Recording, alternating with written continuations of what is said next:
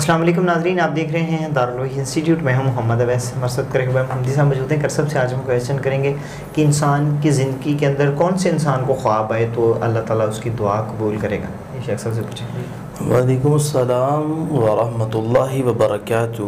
الحمدللہ وحدہ والصلاۃ والسلام علی من لا نبی بعد، اما بعد فاعوذ باللہ من الشیطان الرجیم، بسم اللہ الرحمن الرحیم۔ ویسا میں انشاءاللہ الرحمن 7 ایسے خواب ڈسکس کروں گا کہ جس شخص کو وہ آئیں تو اللہ تعالیٰ نے اس شخص کی دعا کو قبول کر لیا ہے۔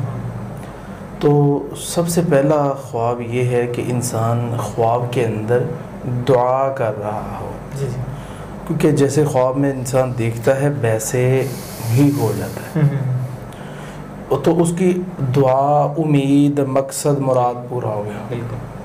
سبزہ دیکھنا، بندہ بیمار ہے مسلسل دعائیں کرتا ہے اللہ صحت دے، شفا دے، خواب میں اس کو سبزہ نظر آتا ہے تو اس کی سمجھو دعا قبول ہو گئی، کیونکہ بیمار شخص یا جادو کا مریض شخص اسے برے خواب آتے ہیں ہمیشہ۔ اسی طرح خواب میں انسان اپنی نوز کو دیکھتا ہے، دعا کرتا رہتا تھا کہ اللہ تعالیٰ مجھے بیٹا دے بیٹا دے، تو خواب میں نوز دیکھی ہے تو اس کی تعبیر ہے کہ اللہ سے بیٹا عطا کرے گا۔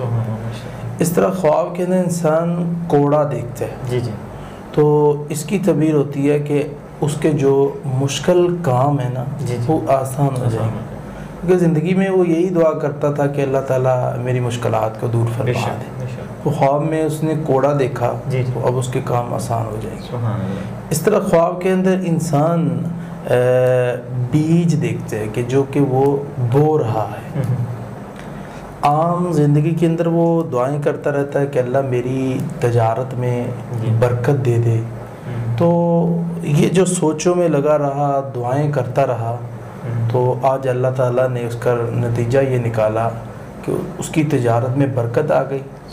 خواب میں اس شخص نے بیج دیکھا ہے، گویا اس کی دعا قبول ہو گئی۔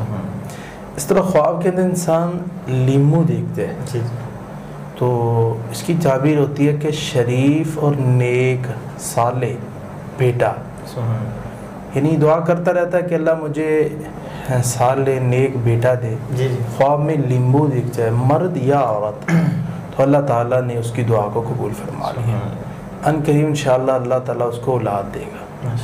بہت شکریہ جی ناظرین، اگلے پروگرام میں پھر حاضر ہوں گے، ہمیں اجازت دیجیے، اللہ حافظ۔ قد صدقت الرؤيا إنا كذلك